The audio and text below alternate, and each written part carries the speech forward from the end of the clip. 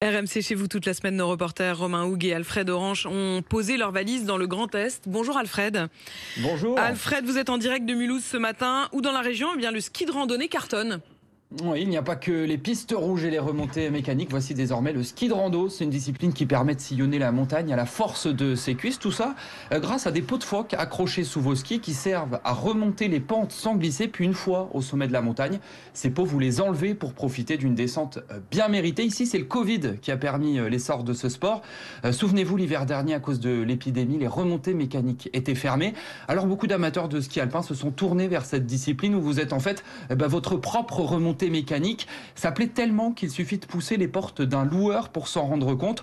Au rayon fixation, on a rencontré Margot qui loue des skis de randonnée pour la première fois. Toujours chaussé par l'avant. Okay. Là, vous êtes prête pour descendre. D'où est-ce que ça vient, cette envie de tester le ski de rando? J'ai l'impression que ça prend un peu plus d'engouement ces derniers temps du fait que là, les remontées ont été fermées ces 2 dernières années, donc envie de trouver des alternatives.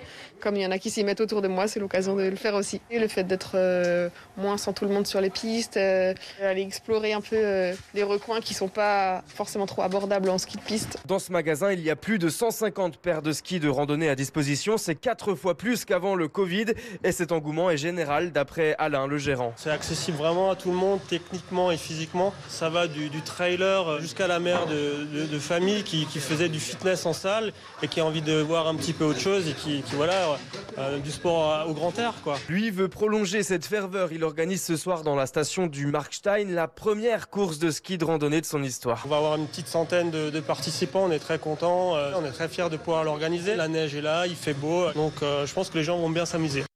Alfred, la montagne, c'est un environnement qui peut être évidemment dangereux. Cet engouement pour le ski de rando, il est accueilli comment par les responsables de la station ?